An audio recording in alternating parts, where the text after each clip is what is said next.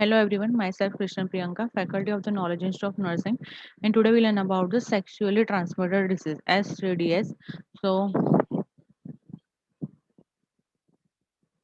the group of the communicable disease in which the sexual contact is the most important mode of the transmission.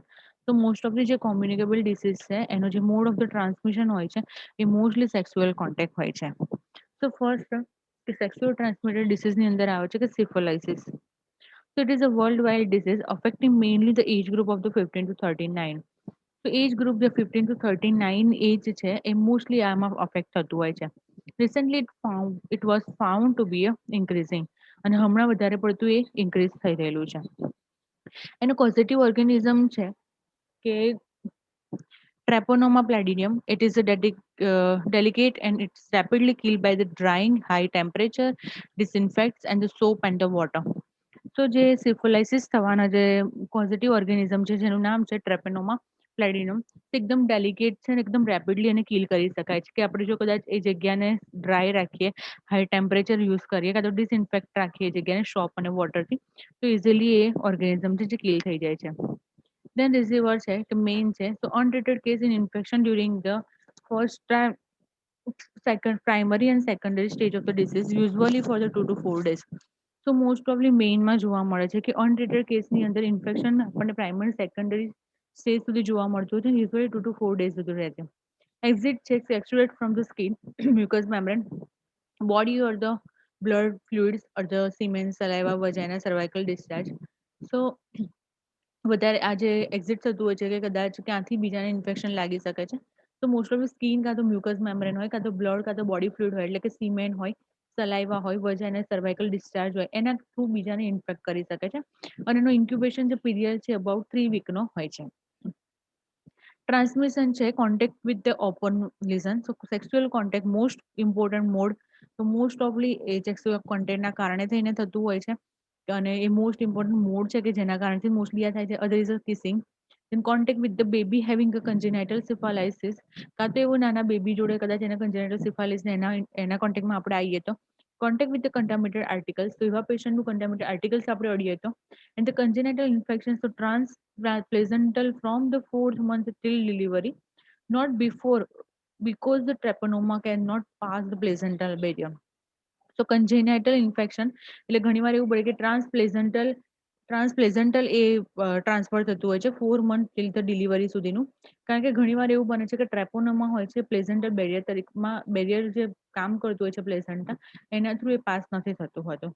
Then inoculation infection so contaminated blood and the body fluids so contaminated syringe needle blood transfusion તો ઘણીવાર એવું બને કે કોઈ infected contaminated કોઈ વસ્તુ હોય કે જેના થ્રુ આપણે એના કોન્ટેક્ટમાં આવીએ તો એની પર જો બ્લડ કાં તો બોડી ફ્લુઇડ્સ હોય તો એના કારણે થઈને આ જે ઇન્ફેક્શન છે એ ટ્રાન્સમિટ થતું હોય છે.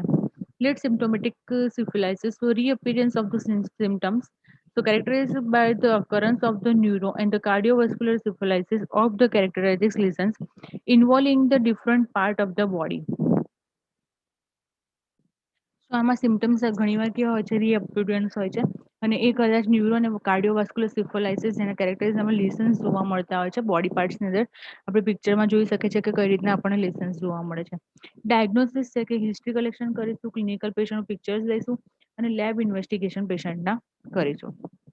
પ્રિવેન્શન છે જેના મેઝર્સ શું લઈશું education two increase the awareness પેશન્ટને હેલ્થ એજ્યુકેશન આપીશું about the sexual transmitted disease religion and social guidance specially of the youth તો મોસ્ટલી યુથની અંદર આપણને રિલિજિયસ અને ઘણા બધા એવા સોશિયલ ગાઈડન્સ પ્રોવાઈડ કરવાની જરૂર પડે કારણ કે ઘણા બધા રિલિજનમાં ઘણું બધું એવું માનવામાં આવતું હોય છે કે અમુક એવી સેક્સ્યુઅલ ટ્રાન્સમિટેડ વિશે ક્યાં તો કોઈ એની બાબતે કોઈ વાત કરવામાં જ નથી આવતી જેના કારણે થઈને કોઈ પણ યુથ ગ્રુપ એ અવેર હોતું નથી and conveniently family life and the supervision of the youth તો ફેમિલી લાઈફમાં પણ આપણે આ એજ્યુકેશન આપીશું અને મોસ્ટલી આપણે યુથ ગ્રુપનું સુપરવિઝન કરતા રહીશું.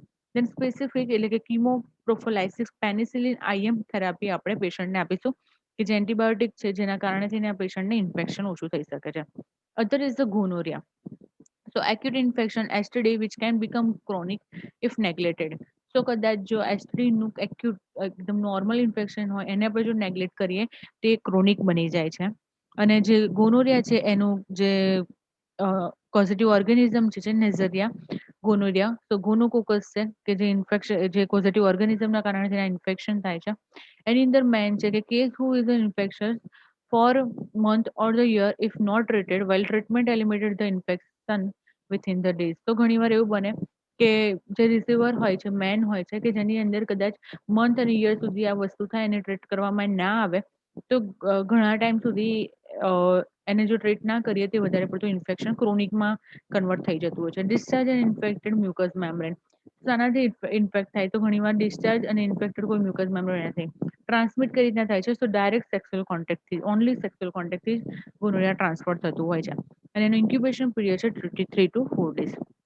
ક્લિનિકલ પિક્ચર્સમાં જોઈએ તો start and acute infection it not properly treated it become chronic. તો સ્ટાર્ટ થાય છે એક્યુટથી બહુ નોર્મલ જોવા મળે બટ જો પછી એને ટ્રીટ કરવામાં ના આવે તો પછી એ ક્રોનિક થઈ જાય છે. In male so urethritis with the purulent discharge તો યુરેથ્રામાં ઇન્ફેક્શન લાગે છે જોડે જોડે પ્યુરલ ડિસ્ચાર્જ જોવા મળે છે. ફિમેલની અંદર પણ સેમ એટલે યુરેથ્રાઇટિસ જોવા મળે છે ઇવન સર્વસાઇટિસ જોવા મળે છે વિથ ધ ડિસ્ચાર્જ. તો અહીંયા પિક્ચર્સમાં જોઈ શકીએ છીએ કે કઈ ટાઈપનું અહીંયા ઇન્ફેક્શન જોવા મળે છે. Diagnosis છે so history and clinical pictures, lab investigations એટલે કે acute cases, demonstration of the causative organism from film of the pus taken from the cervix or the urethra. So acute case ની અંદર આપણે પેશન્ટની અંદર જે causative organism છે lab investigation કરીશું અને એનાથી ખબર પડશે કે પેશન્ટને કયા બેક્ટેરિયાના કારણે ઇન્ફેક્શન લાગ્યું તો ક્રોનિક કેસ સિરોલોજીકલ ટેસ્ટ કરવામાં આવશે જેથી complete fixation of the test તો કમ્પ્લીટ આપણને ખબર પડશે કે કયા પોઝિટિવ ઓર્ગેનિઝમ છે જે પેશન્ટને અહીંયા ઇન્ફેક્ટ કરી રહ્યા છે. પ્રિવેન્શન છે કે ઓરલ પેનિસિલિન આપવામાં આવશે જે ગોનોરિયા માટેની હોય છે કે જે ગોનોરિયાને ક્યોર કરે છે એટલા માટે પેનિસિલિન આપણે પ્રોવાઈડ કરીશું. Either treatment is a amoxicillin, penicillin and the re-examination after treatment. તો આ બધી જ એન્ટીબાયોટિક પ્રોવાઈડ કરીને અને પછી પેશન્ટનું ફરીથી એક્ઝામિનેશન કરવામાં આવશે. There is AIDS, acquired immune deficiency syndrome. So it is a life-threatening clinical condition that represents the late clinical stage of the infection with the HIV, which result in the progressive damage in immune and other organ systems, especially the CNS, central nervous system. So it is a life-threatening condition છે કે જેની અંદર clinical stage infection વધારે પડતું જોવા મળે છે. HIV સાથે પ્રોગ્રેસિવ ડેમેજ કરતું હોય છે જે ઇમ્યુન સિસ્ટમ અને બીજા બધા ઓર્ગનને અને સ્પેશિયલી ધ સેન્ટ્રલ નર્વસ સિસ્ટમને ડેમેજ કરે છે. જે પોઝિટિવ ઓર્ગેનિઝમ છે એ હ્યુમન ઇમ્યુનોડેફિશિયન્સી વાયરસ એટલે કે HIV છે જે આપણને RNA ની જે રેટ્રોવાયરસ તરીકે આપણે જોઈ શકીએ છીએ. એની અંદર જે રિસીવર છે મેઇન છે એક્ઝિસ્ટ છે કે બ્લડ અને બોડી ફ્લુઇડ એટલે કે સિમેન વજાલ સિક્રેશન સલાઇવા અને ટેરથી આપણને જોવા મળે છે. પીરિયડ્સ ઓફ કોમ્યુનિકેબિલિટી છે so long infected person is alive. The incubation period is variable. About the 50% of those infected develop AIDS about the 10 years after infection. So ઘણા પેશન્ટની અંદર 50% જેવા પેશન્ટ છે ઇન્ફેક્ટેડ જેની અંદર એડ્સ આપણે 10 વર્ષ કરતાં પણ વધારે પડતું જોવા મળે છે. The mode of infection છે કે first is sexual contact most of the important mode specially homosexual અને બાયસેક્સ્યુઅલની અંદર then prenatal infection છે કે contaminated syringe હોય needle હોય specially by the IV drug abuser હોય એ લોકોમાં કારણ કે એક નીડલ પછી ઘણા બધા યુઝ કરતા હોય છે એ જ્યારે ઇન્ફેક્ટેડ નીડલ હોય તો બીજાને લાગે ત્યારે દેન કન્ટામિનેટેડ બ્લડ ટ્રાન્સફ્યુઝન કરવામાં આવે તો દેન પેરીનેટલ ટ્રાન્સફ્યુઝન એટલે કે 20 to 35 of infant born in infected mother are the infected before during the shortly after the birth. તો ઘણીવાર પ્રેનેટલ ટ્રાન્સમિશનની અંદર હોય છે કે 20 to 35% ઇન્ફન્ટ એવા હોય છે કે મધર ઇન્ફેક્ટ થયેલી હોય અને એના કારણે થઈને જ ઇન્ફન્ટને પણ આનું ઇન્ફેક્શન લાગતું હોય છે. So you can get HIV via unprotected sex, then pregnancy, childbirth, and breastfeeding during the injected any drug, even working with the health workers or the blood transfuser or the tissue transplantation. And HIV is not transmitted by the the insect bite કરે તો કાં તો toilet seat એની બીજા person use કરવાથી the kissing and the sharing flirtily કાં તો પછી કોઈ એની વસ્તુ યુઝ કરીએ તો કાં તો પછી ટચિંગ કરવાથી પણ આ HIV ઇન્ફેક્શન ફેલાતું નથી. નોન સ્પેસિફિક મેનિફેસ્ટેશન છે કે જેના આપણને કદાચ HIV પેશન્ટમાં શું જોવા મળશે તો હેડેક એન્ડ ડિફિકલ્ટી જોવા મળશે લિમ્ફ નોડ સ્વેલિંગ થઈ ગયેલા જોવા મળશે રેસ્પિરેટરી સિસ્ટમની અંદર ડ્રાય કફ ન્યુમોનિયા શોર્ટ થ્રોટ જોવા મળશે મસલ્સ પેઇન જોવા મળશે જોઇન્ટ્સ પેઇન જોવા મળશે નેલ્સ એના થિકનિંગ અને કફ થઈ જશે વેઇટ લોસ અને ફટીક જોવા મળશે સ્કિન રેસિસ પણ જોવા મળશે ફીવર છે અને નાઇટ સ્વેટ્સ જોવા મળશે તો આ બધા નોન સ્પેસિફિક જે મેનિફેસ્ટેશન છે જે આપણે જોવા મળશે. Diagnosis is a clinical pictures. પહેલા તો પેશન્ટને એક્ઝેક્ટલી ઇન્ફેક્શન શું છે એ જોવું પડશે. લેબોરેટરી ડાયગ્નોસિસ કરવામાં આવશે. સિરોલોજીકલ ટેસ્ટ કરવામાં આવશે for the HIV antibodies like ELISA and the western bolt test. તો કંટ્રોલ છે, પ્રિવેન્ટિવ મેઝર્સ છે કે આવું ના થાય એના માટે શું કરીશું. તો health education of the youth about the disease and its mode of the transmission. તો most of the health education provide કરીશું આ ડિસીઝ કન્ડિશન વિશે યુથ ગ્રુપને કે કઈ રીતના એનું મોડ ઓફ ટ્રાન્સમિશન છે. Increase the religion route of the avoid to illegal sexual intercourse. તો રિલિજનની અંદર પણ આપણે જે સેક્સ્યુઅલ ઇન્ટરકોર્સ છે એની માટેના જે પણ આપણે અવેરનેસ છે ઇન્ક્રીઝ કરીશું. Use disposable series and the needle because એક સિરીઝ બીજા પેશન્ટમાં યુઝ કરશે તો એનું પેશન્ટ કદાચ બીજાને એ સિરિંજ આપણે યુઝ કરીએ તો બીજા પેશન્ટને પણ ઇન્ફેક્ટ થઈ શકે છે.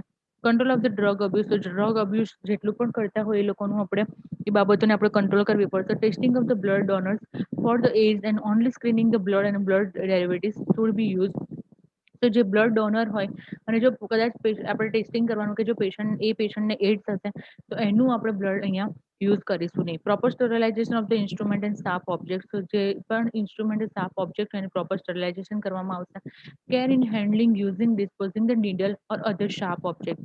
તો કશું બી વસ્તુ જો આપણે as a health personal use કરી રહ્યા છે તો બધાને કેરફુલી યુઝ કરીશું. No tattoo or the acupuncture. તો કોઈ પણ જાતના ટેટુ કે એક્યુપંક્ચર કરાવવાની જરૂર નથી.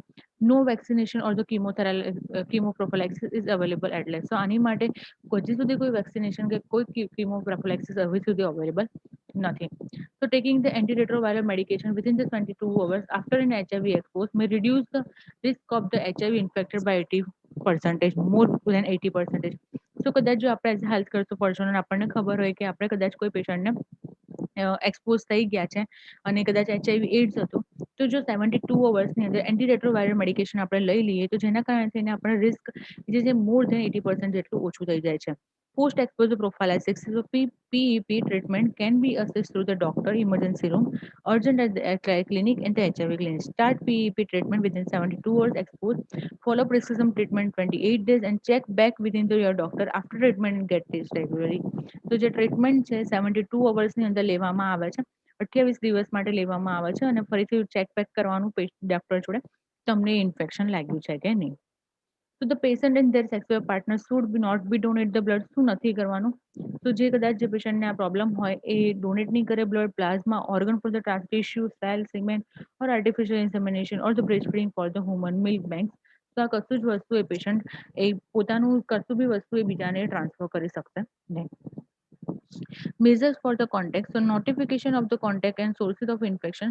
The infected patient should ensure the notification of the sexual and needle sharing partner wherever possible. So બને એટલું પેશન્ટે એ ખબર હોવી જોઈએ કે ઇન્ફેક્ટેડ પેશન્ટ છે અને કોઈ બી જાતનું નોટિફિકેશન હોવું જોઈએ કે જેના કારણે તેને એક વસ્તુ બીજા જોડે કોઈ શેર ના કરે. Screening of the contact with the HIV contact for HIV infection. So પેશન્ટનું આપણે એચઆઈવી ઇન્ફેક્શન ના થાય એનું સ્ક્રીનિંગ કરું, હેલ્થ એજ્યુકેશન પ્રોવાઈડ કરશું અને no vaccination or the chemo પ્રોફાઇલેક્સિસ.